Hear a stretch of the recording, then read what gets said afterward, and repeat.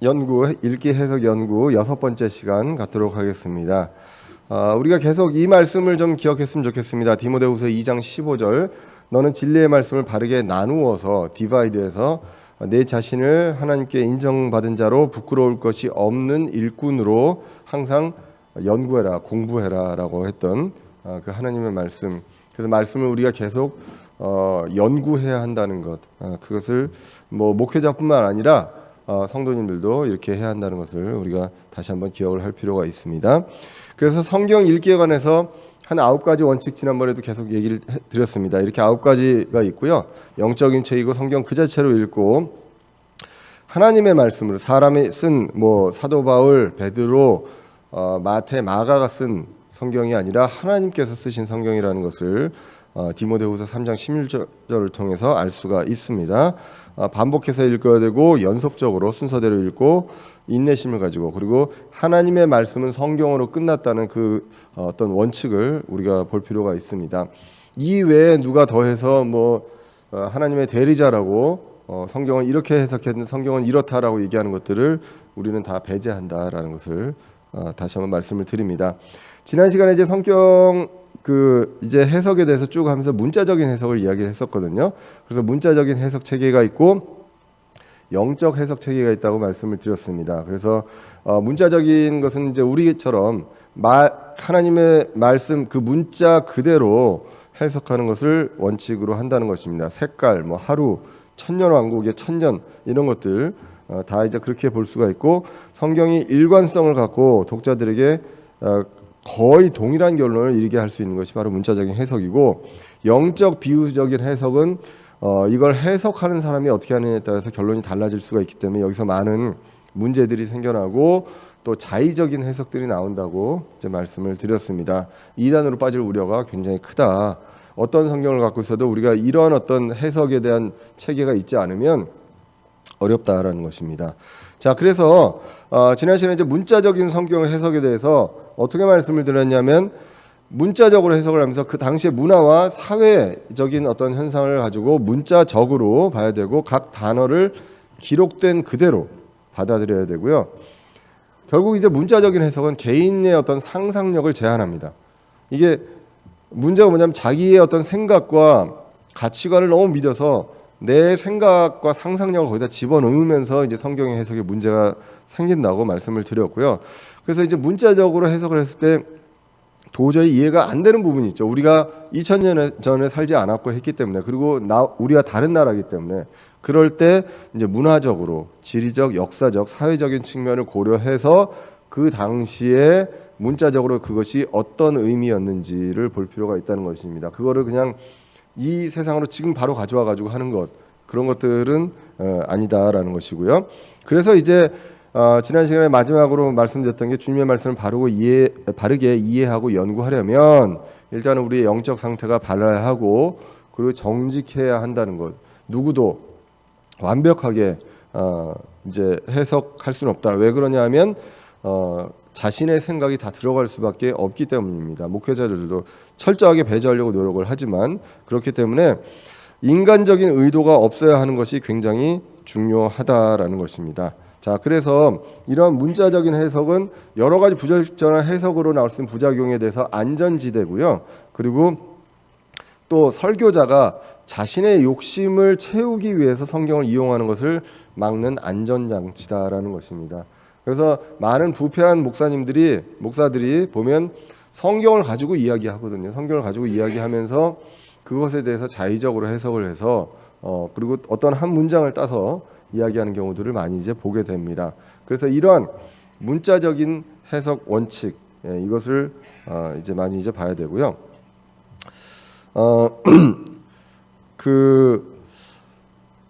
이제 우리가 한 가지 예를 이제 드리면, 제가 여러분들한테 이제 약속을 했다고 봅시다.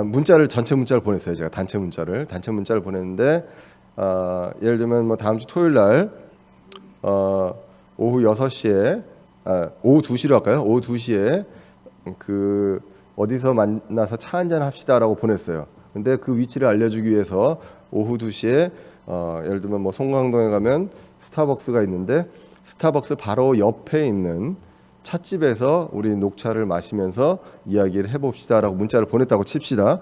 여러분들 그러면 어떻게 해석하겠습니까? 일단 그 찻집을 가야 되겠죠, 그죠?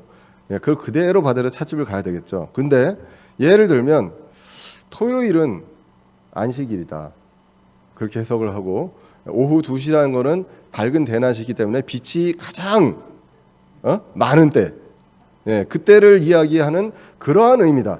그리고 스타벅스 옆에 찻집이라고 하는 거는 외세 문화인 대표적인 스타벅스, 예, 이것을 배제하고 우리의 전통적인 차, 이거를 마시면서 얘기하자는 얘기는, 우리가 지금 이 상황에서 빛의 자녀로 살면서 그 세상의 어떤 상업적인 문화를 배제하면서 우리가 순수하게 살자는 목사님의 이야기다. 그리고 아무도 안 오면 어떻게 될까요? 웃으시죠? 이런 일들이 버젓이 일어나고 있잖아요, 그죠? 버젓이 일어나고 있는 것이 현실입니다. 교회 내에서도 그렇고, 그리고 최근에 보니까 그 여러분들 잘 아시는 그 철학자 있죠. 뭐 이름을 거론하긴 그렇지만 그 철학자 있습니다. 욕 잘하는 철학자. 그분이 뭐 마가복음 강해도 옛날에 요한복음도 썼거든요. 예, 마가복음 강해도 쓰고 뭐 이렇게 했던데, 또 참 저는 늘 얘기하는 게 뭐냐면, 교회가 지금 바로 서야 되는데 교회가 그렇지만 세상은 뭐 그럴 수 있어요. 근데 교회가 그렇다는 게, 그분이 또 신학대 교수예요. 예. 그 신학대는 도대체 뭐 하는 신학대예요? 아니죠. 그분은 철학자라고 하거든요. 근데 그분이 쓴 책들을 이제 저는 뭐 시간 낭비상 읽어보지는 않습니다. 다만 이제 요약문 이런 것들, 뭐 그분이 뭐 신문에 난 기고들을 보면 그분의 주장은 뭐냐면, 목사들이 공부를 안 한다, 나만큼 성경을 많이 읽은 사람이 없다, 그러면서 예수, 한 인간의 예수로서 이 예수가 한 얘기가 그 얘기가 아니라 이 철학적으로, 예? 그 얘기를 통해서 인간의 어떤 본성과 뭐 이런 것들을 얘기하려고 하는 그런 어떤 사회 개혁적인 어떤 가담, 뭐 이런 식으로 많이 이야기를 합니다. 그러니까 예수님은 분명히 이렇게 하라라고 얘기를 했거든요. 근데 그게 그 뜻이 아니라 그거는 철학적으로 이런 것이다라고 하는 그런 해괴망측한 그런 것들을, 제가 아까 말씀드린 그 차 마시자는 거하고 뭐가 다르냐는 거죠. 예. 그러니까 하나님께서 성경을 말씀하신 거는, 오늘 디모데전서도 굉장히 그 무미건조하게 지나갔습니다. 왜냐하면 이거는 이렇게 해라거든요. 거기에 무슨 상징적인 의미가 들어갈 게 없잖아요. 예. 고발할 땐 이렇게 해야 되고, 존경은 이런 사람들을 해야 되고, 경제적으로 이렇게 해야 된다, 이런 것들이지 뭐 그거에 대해서 당시에 어떤 그런 상황을 통해서 이거는 철학적으로 이런 것이다라고 얘기할 수 있는 것이 아니다라는 것입니다. 왜냐하면 하나님께서 우리한테 읽고 하나님의 뜻을 받아들이라고 쓴 책이 성경책이잖아요. 근데 이거를 모두 이제 그렇게 해석해서 말하자면 자신의 지식을 드러내고 잘난 척을 이제 하는 거죠. 근데 보면 제가 어떤 학문을 폄하하는 건 아닌데, 철학하시는 분들이 좀 궤변이 굉장히 좀 많습니다. 그걸 궤변이라고 하거든요. 그러니까 안 되는, 그러니까 현실적으로 말이 안 되는 건데 논리적으로 맞아요. 예, 이런 것들이 꽤 많이 있습니다. 예를 들면 철학하고 수학하고 좀 비슷하거든요. 그러니까 수학적으로 이런 견해 저런 견해 있는 것 중에 하나가 뭐냐면, 거북이가요, 이 벽을 가는데 절대 이 벽에 가지 못합니다. 수학적으로. 왜 그런지 아세요? 이 거리란 이거는 무한히 반으로 나눌 수가 있거든요. 그럼 반으로 나누면 거기까지 거북이가 갔어요. 그 남은 거리에서 반을 또 나눠요. 그럼 거기 가요. 또 나누죠. 계속 나눌 수 있거든요. 거북이는 벽에 갈 수가 없습니다. 그렇게 주장하는 옛날에 역사가 있었어요. 근데 이제 뭐 극한을 통해서, 이거는 극한을 하면 이제 갈 수 있다라고 얘기를 하는데, 못 간다는 거죠. 못 갑니까? 갈 수 있잖아요. 그러니까 그런 어떤 궤변들이 굉장히 좀 많이 있습니다. 근데 그런 것들로 해석하고 그런 것들을 나갈 될 것도 있겠죠. 근데 성경은 그런 것이 아니다라는 것입니다. 성경은 철학적으로 해석하는 것도 아니고요. 성경은 말씀 그대로 하나님께서 기본 구원 교리와 창조와 이런 것들은 어떤 지식 수준하고 상관없이 누구나 읽어도 이해할 수 있게 해 주신 것이 성경이다라는 것. 그 관점에서 우리가 그대로 해석하는 것이 오히려 더 안전하다는 것입니다. 보통 많이들 그 목사님들 그런 얘기를 하거든요. 그 다른 교단의 목사님들이 성경을 문자 그대로 해석하면 되게 위험하다고 하는데 위험할 만한 말이 없어요. 예. 예수님 다시 오십니다. 문자 그대로 다시 오시잖아요. 다시 오시면 우리가 정말로 그걸 소망하면서 하루하루 열심히 살아야 돼요. 예. 데살로니가 후서에서 열심히 살아라고 그랬잖아요.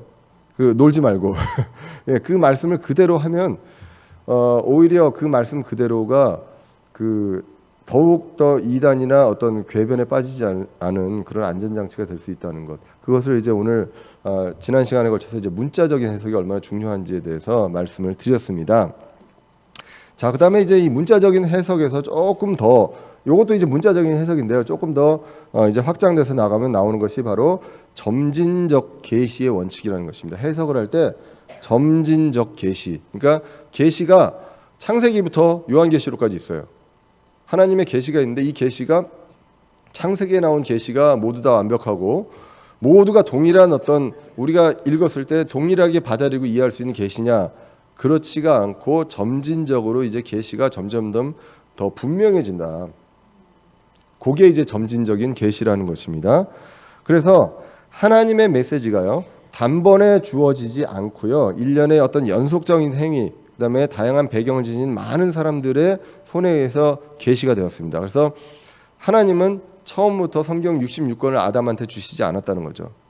처음에 말씀하시고 쭉 지나가면서 점점 그 계시가 이제 분명해지고 명확해지는 그런 식으로 간다는 것을 이야기한다는 것입니다. 그래서 여기 점진적 계시 이게 여기서 나오는 것 중에 하나가 이제 경륜이 나옵니다. 경륜, 디스펜세이션 해서 보통 이제 섭리라고도 하거든요. 근데 섭리보다는 경륜이 맞다라는 것입니다. 그래서 점진적 계시는 각 시대마다 계시를 주셨는데 그 각 단계, 그 단계마다 시대별로 하나님의 경영, 통치 방식에 대한 내용이다. 우리가 율법 이전의 시대도 있었습니다. 그리고 율법 시대도 있었습니다. 그리고 은혜의 시대도 있습니다. 뭐 이런 어떤 시대에 있어서 하나님께서 통치하시는, 경영하시는 방식, 그것을 경륜이라고 하는데 그 안에서 계시들이 있었는데 그 계시가 뒤로 가면 갈수록 무엇을 얘기하는 건지 정확하게 이제 알 수가 있다라는 것입니다. 그런데 그렇다고 구원의 방식이 다르냐? 그렇지는 않고 모든 세대를 통해서 믿음으로 구원을 받는다. 그러나 하나님께서 예수님 오시기 전과 후와 이 경영 방식이 다르다는 것, 그것을 이제 성경은 이야기를 하고 있습니다. 그래서 히브리서 1장 1절에 보시면 지나간 때에는 여러 시대에 다양한 방식으로 대언자들을 통하여 조상들에게 말씀하신 하나님께서라고 나옵니다. 여러 시대 지나간 때 다양한 방식으로 다양한 사람들을 통해서 대언자들을 통해서 그리고 이 마지막 날들에는 자신의 아들을 통하여 우리에게 말씀하셨으며 그분을 모든 것의 상속자로 정하시고 또 그분으로 말미암아 세상을 만드셨느니라. 그래서 마지막 날들에는 지금 이때는 자신의 아들 예수님을 통해서 말씀하셨다라고 기록을 하고 있습니다. 그리고 이제 히브리서 10장 1절에 보시면 이렇게 나옵니다. 율법, 우리가 이제 구약을 대표적으로 이제 율법으로 표현을 하잖아요. 그래서 율법은 다가올 일들의 그림자는 가지고 있으나 그 일들의 형상 그 자체는 아니므로 그들이 해마다 계속해서 드린 그런 희생물로는 거기로 나아올 자들을 결코 완전하게 할 수 없느니라라는 것입니다. 자, 그래서 율법 시대에도 동물들을 죽여서 희생물을 삼았습니다. 자, 근데 그것을 왜 하는지 모르지만 했어요. 근데 그거는 예수님에 대한 그림자라는 것입니다. 정확하게는 알 수는 없지만 이러한 방식으로 하나님께서 하신다. 이 죄에 대한 것들을. 그런데 그거를 동물을 가지고 했습니다. 그런데 예수님이 오셔서 6월절에 어린 양의 역할을 해주셨다라는 것으로 이제 완전하게 명확하게 된다는 것입니다. 그래서 율법은 그림자. 이제 그 내용을 우리가 봅니다. 그래서 전반적으로 뭐라고 하냐면 구약은 신약의 그림자다라는 내용을 이야기를 합니다. 얼핏 실루엣은 알 수 있습니다. 그러나 정확한 그 눈, 코, 입과 이런 것들을 그림자로는 알 수가 없겠죠. 이제 그런 내용으로 보시면 됩니다. 자, 그래서 여기서 이제 갈라디아서 4장 1절에서 5절을 보시면 이런 말씀들이 나옵니다. 이제 내가 말하노니 상속자가 모든 것의 주인이나 아이일 때에는 전혀 종과 다르지 아니하고 아버지가 정한 때까지 가정 교사들과 감독자들 밑에 있느니라라는 것입니다. 그러니까 상속자가 되기 전까지 종과 다르지 않다라는 것입니다. 그래서 가정교사라든가 감독자들 밑에서 계속 배운다는 것입니다. 아버지가 정한 때까지. 그래서 이와 같이 우리도 아이였을 때는 세상의 초동원리 밑에서 속박당하였다. 그래서 그러나 충만한 때가 이름에 하나님께서 자신의 아들을 보내사 여자에게서 나게 하시고 율법 아래 있게 하셨나니 이것은 율법 아래 있는 자들을 구속하시고 또 우리가 아들로 입양되게 하려 하심이다라는 것. 여기서 보면 자유가 먼저냐 속박이 먼저냐는 것입니다. 속박이 먼저 나왔잖아요. 그리고 자유가 나오고 율법이 먼저냐 은혜가 먼저냐 그럼 율법이 먼저 나옵니다. 율법이 나오고 은혜가 나온다는 것입니다. 율법 속에서 부분적으로 우리가 알고 있었던 내용들이 은혜 속에서 이제 이 앞의 내용까지 완전하게 명확하게 알 수가 있다는 것이고요. 그래서 종노릇해서 입양으로 가게 되고 이게 다 이제 점진적으로 이제 계시가 이루어진다라는 내용을 말씀을 드리고 있습니다. 그래서 대표적으로 이제 구약과 신약의 관계에 대해서 몇 가지 예를 들어드리면 유월절이 있습니다. 출애굽기에 유월절이 있는데 이 출애굽기 당시에 출애굽할 때 이스라엘 민족이 유월절을 보면서 예수님을 생각할 수 있었겠느냐라는 것입니다. 그렇지 않다는 거죠. 근데 유월절은 있습니다. 그죠? 그리고 그 당시에 그대로 했습니다. 역사적으로.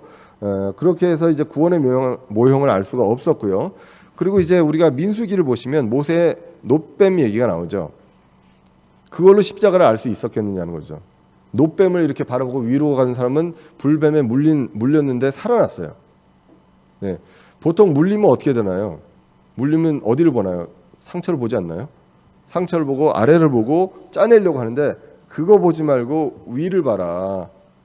놋뱀을 보면 살아난다라는 그거를 얘기를 해줬는데 그걸 가지고 그 당시에 있는 사람이 이것이 바로 예수님이 앞으로 오셔서 처녀의 몸으로 오셔가지고 우리를 위해서 십자가에 달리셔서 이해할 수 없잖아요. 근데 그렇게 있었습니다. 민수기 21장 8절에 보시면 주께서 모세에게 이르시되 너를 위해 불뱀을 만들어 장대 위에 달라 물린 자마다 그것을 쳐다보면 살리라 하시니라. 모세가 놋뱀을 만들어 장대 위에 다니 뱀이 어떤 사람을 물었을 때 그가 그 놋뱀을 쳐다보면 살더라라는 것입니다. 이제 그 내용이 있었어요. 근데 진짜로 그런 일도 있었죠. 예. 그러니까 지금 제가 계속 말씀드린 게 뭐냐면 믿겨지세요? 뱀한테 물렸는데 놋뱀을 보면 살아난답니다.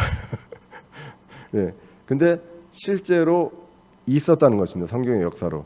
근데 우리가 이게 믿겨지기 힘들잖아요. 뱀한테 물리면 일단은 해독을 하거나 독을 빨아내거나 뭐 이렇게 해야 될 거 아닙니까? 근데 그렇지 않고도 살아났다라고 하면 그러면 이제 이게 사실 그때 그 일이 아니라 어떤 예수님의 구원의 모형이다.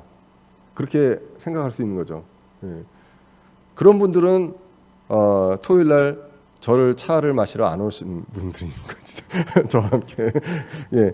근데 요한복음 3장 14절에 예수님께서 말씀하십니다. 모세가 광야에서 뱀을 든 것 같이 사람의 아들도 반드시 들려야 하리니라고 하면 이게 그때 그 놋뱀이 이거구나라는 것을 알게 된다는 것이죠. 신약을 통해서 구약의 어떤 그 역사적인 사건들에 대해 그 의미가 무엇인지를 명확하게 알 수 있다라는 것이 바로 점진적인 계시입니다. 이사야서 53장 5절에서 6절만 가지고도 예수님의 십자가의 고난을 알 수 있는 사람들은 사람이 아닙니다. 사람의 단계를 넘어선 사람들이라는 것이죠. 그 당시에 보면은 범법들로 인해서 부상당하고 불법들로 인해서 상하시고 채찍맞고 우리는 다 양 같아서 길을 잃고 각각 자기로 갔는데 주께서는 우리 모두의 불법을 그에게 담당시켰다라고 나오는 이 모습을 가지고 예수님의 것들을 완벽하게 이해할 수는 없다는 것이죠. 그러니까 구약과 신약이 계속해서 이러한 관계에 있습니다. 자, 그리고 이 내용 많이 이야기하시죠. 너는 간음하지 말라. 출애굽기에 나와 있습니다. 그런데 예수님께서는 이것을 더 명확하게 말씀하십니다. 간음이라는 게 뭐냐?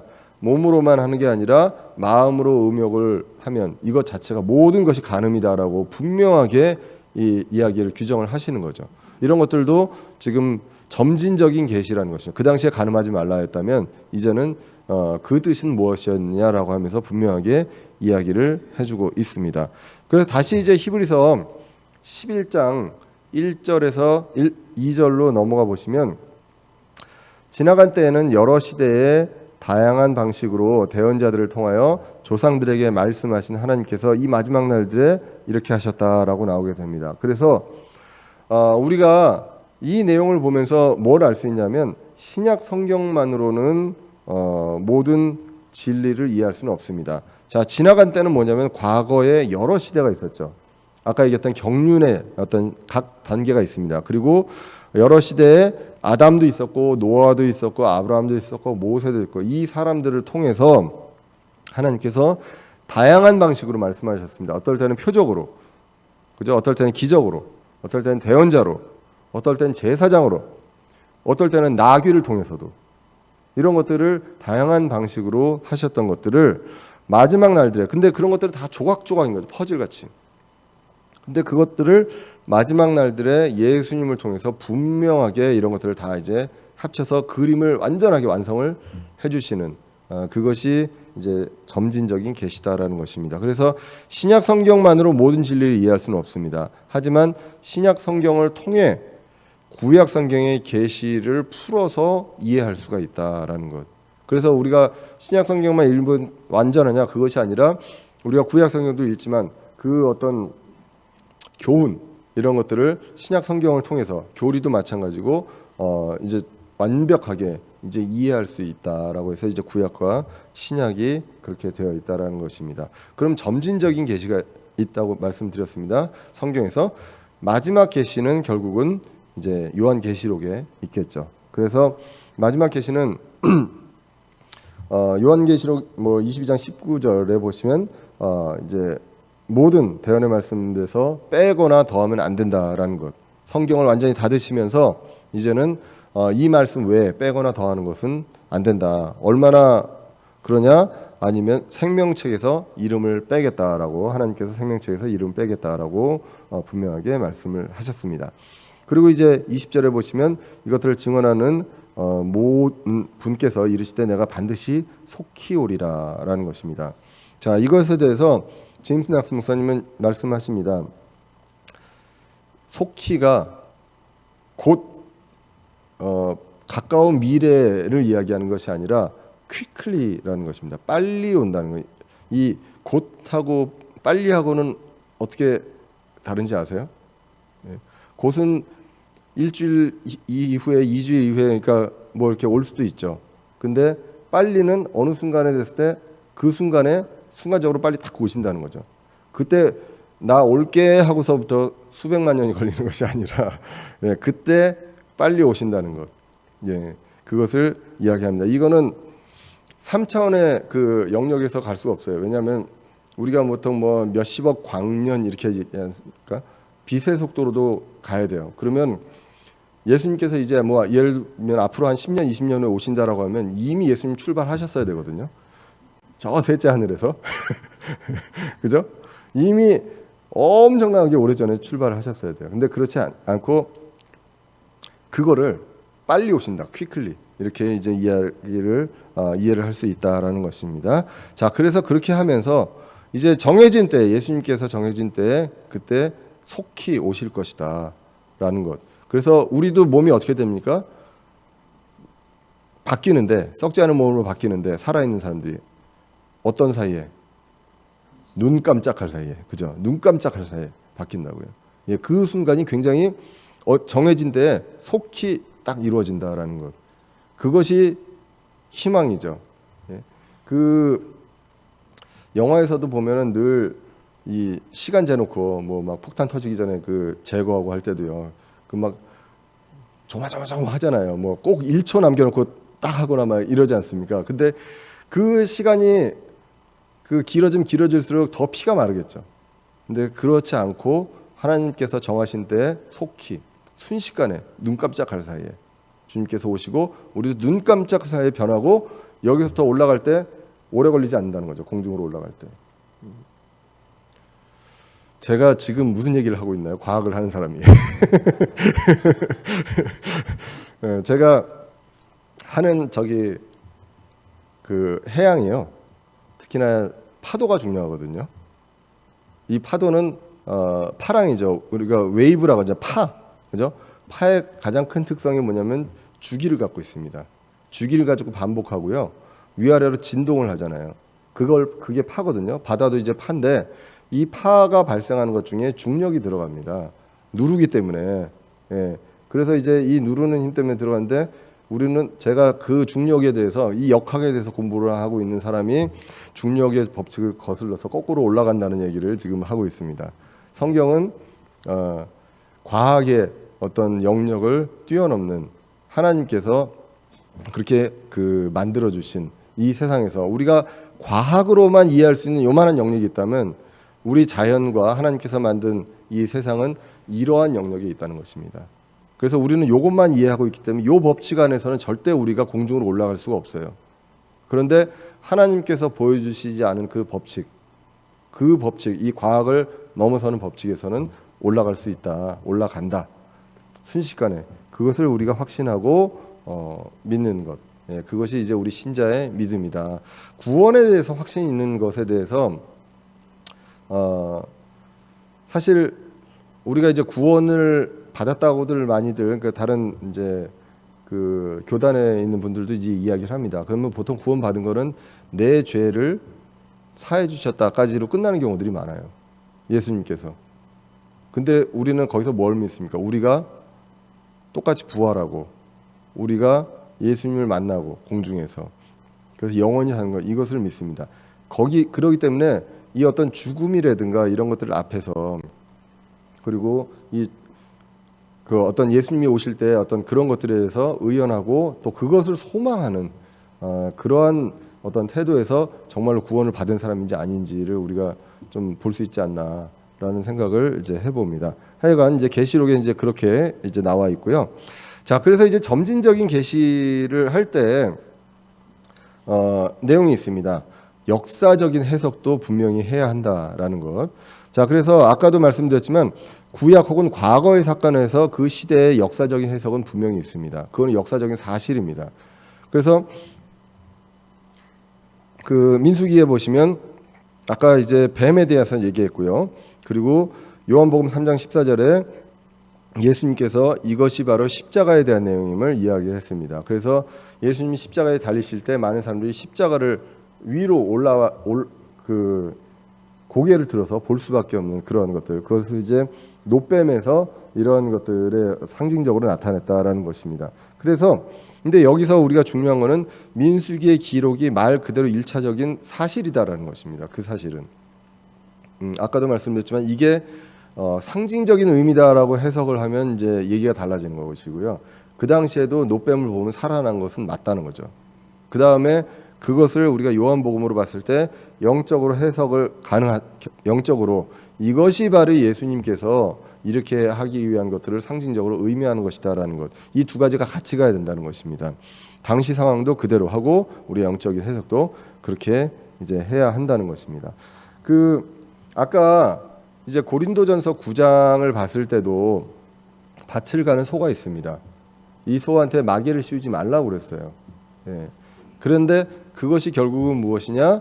사역자가 사역을 할 때 있어서 그 대가를 받는 것은 당연하다라는 이야기를 하기 위해서 이제 그런 내용들이 나왔는데 그러면 그 당시에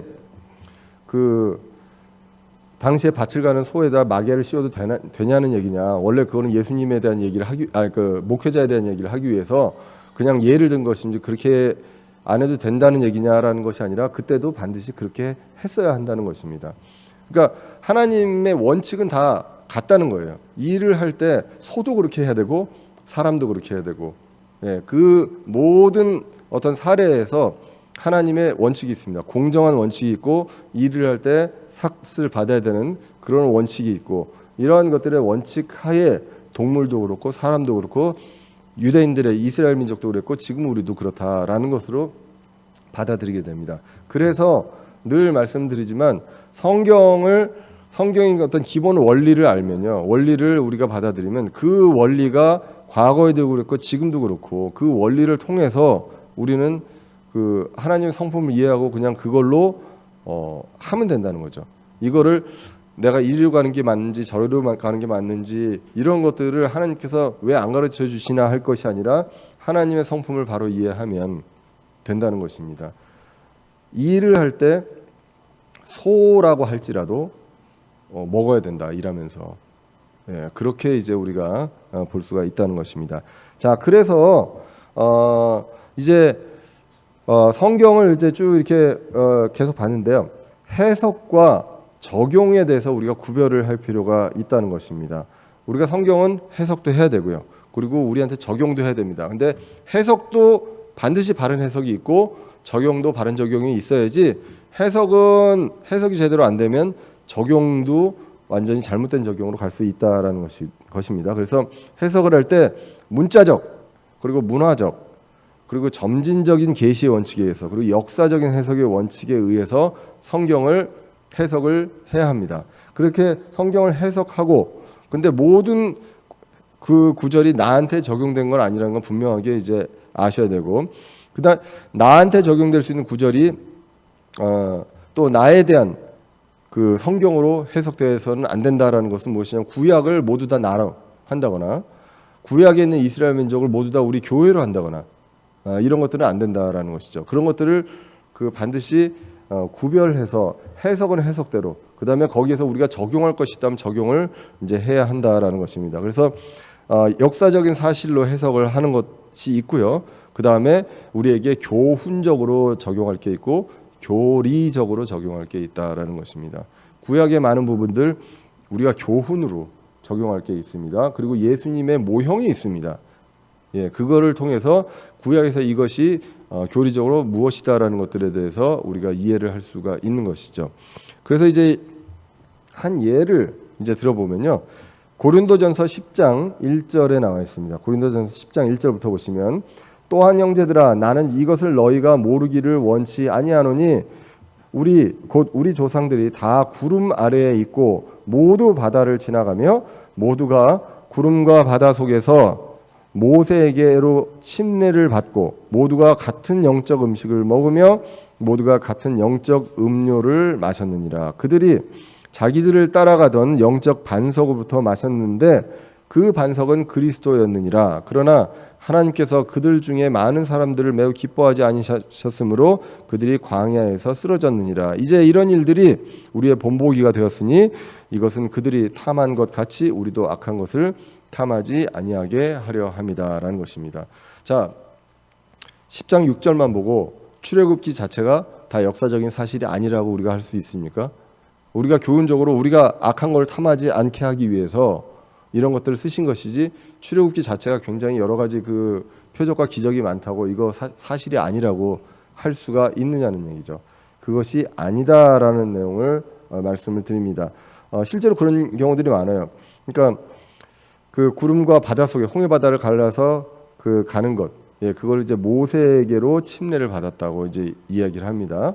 예, 그런 것들을 가지고 이제 홍해 바다를 가르고 이제 갑니다. 그거 자체가 이제 침례다. 예, 그렇기 때문에 그때는 우리가 물에 잠긴 것이 아니다. 그래서 이거 꼭 침례가 아니라 세례여도 된다라고 얘기도 하거든요. 실제로 처음 들어보셨을지 모르겠지만 그런 논리도 있습니다. 실제로. 예, 그래서 이러한 것들을 우리가 어떻게 구별해서 해석할 것인가 볼 필요가 있다라는 것입니다. 그래서 2절에 보시면 침례가 나오죠. 침례는 영적으로 출애굽기에 이스라엘 백성이 홍해로 건넌 것은 우리가 어린 양의 피로 구원받은 후에 침례를 받는 본보기가 맞습니다. 왜? 출애굽을 할 때 6월절이 먼저 있었죠. 그걸로 우리는 구원을 받았잖아요. 구원을 받고 홍해 바다를 건너갑니다. 그럼 그게 침례다라는 거예요.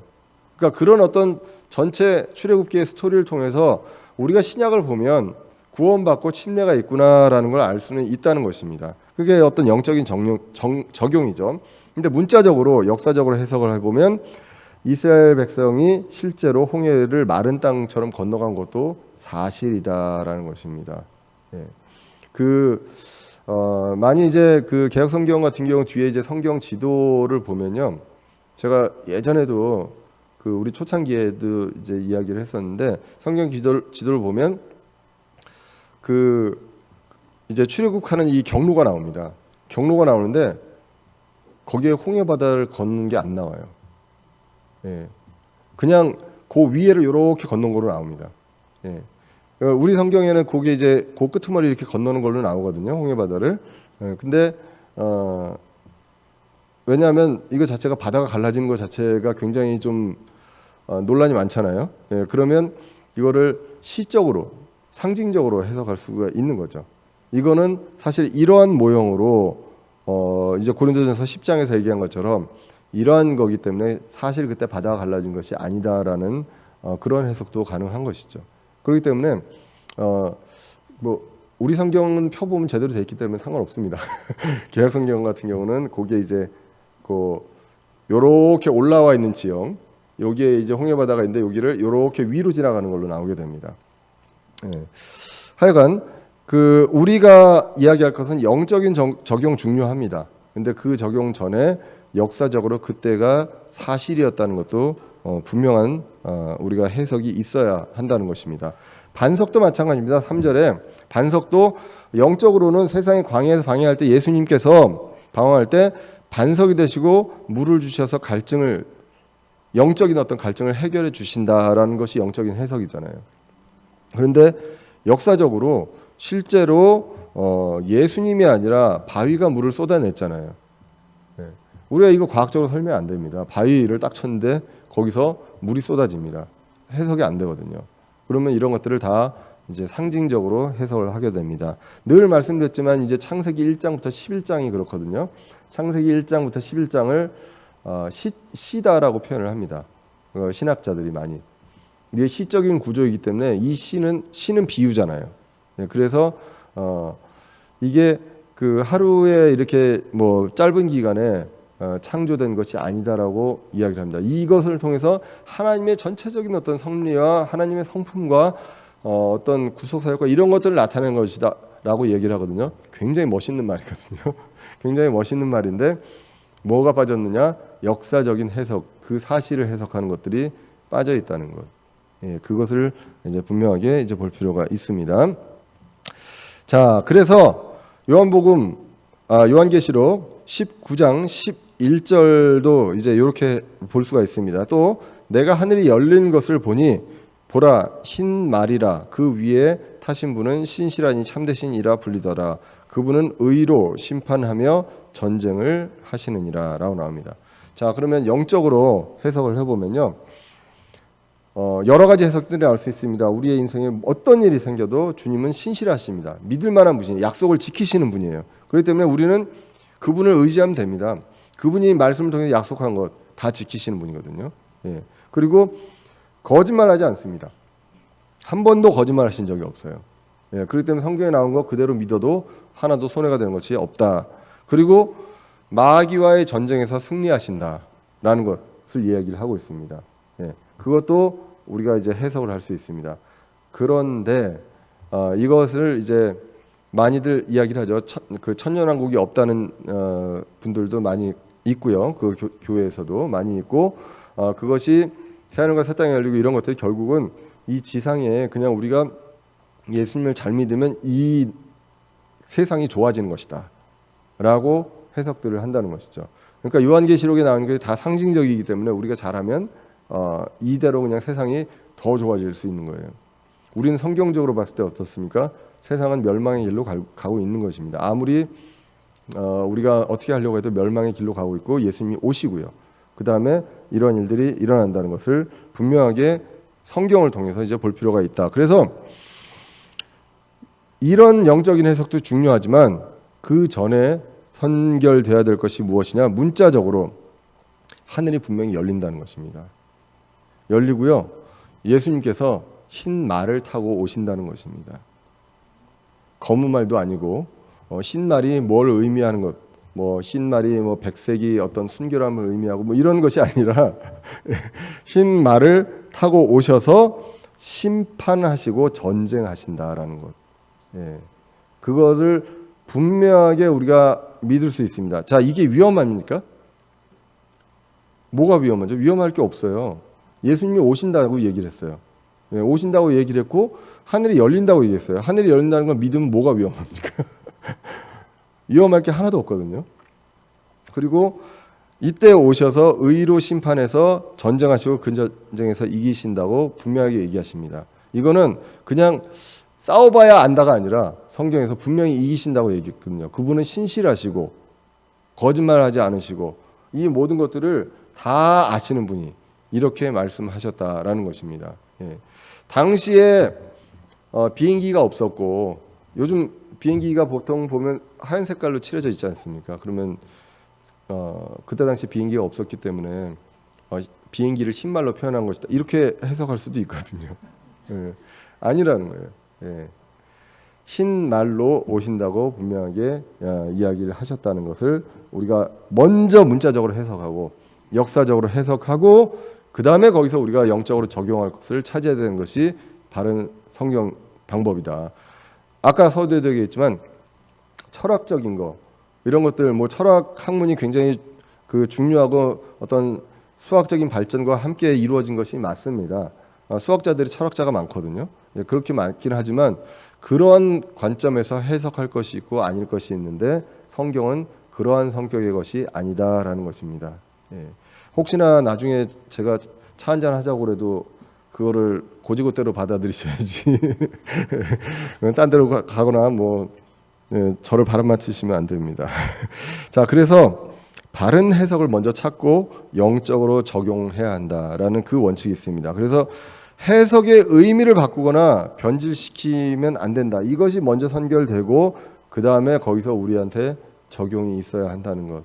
예, 그것을 이야기합니다. 그러니까 이 해석에 대해서 역사적인 해석, 문자적인 해석이야말로 내 어떤 가치관이라든가 내 생각, 내 지식 이런 것들을 배제할 수 있는 거예요. 그래서 거기에서 사실관계를 먼저 분명히 하고 그거와 관련된 신약 성경이나 이런 것들을 찾아보면 그때 당시에 그런 행동을 했던 그 이유가 신약 성경에서 보면 예수님의 어떤 구속 사역과 십자가 사역과 어떤 연결이 있구나. 그래서 하나님은 일관적으로 똑같은 원칙으로, 예? 똑같은 방식으로 사람이건 동물이건 이스라엘 민족이건 우리에게건 그러한 원칙 하에서 얘기를 해주신 것이다라는 것. 예, 그것을 우리가 이해하고 적용할 필요가 있다는 것입니다.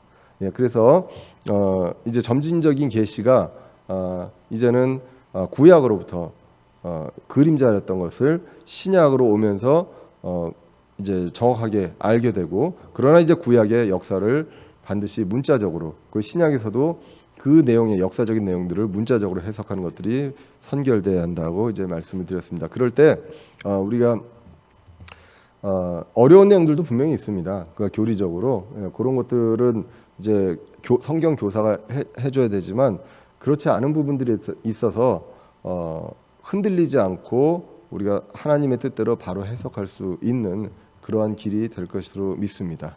예, 그러면 기도하고 마치도록 하겠습니다. 살아계신 하나님 아버지, 오늘 부족한 저희 입술로 주님의 말씀을 같이 공부할 수 있게 해주시면 감사합니다. 하나님, 주님께서 주신 귀한 성경이 있습니다. 주님께서 흠 없이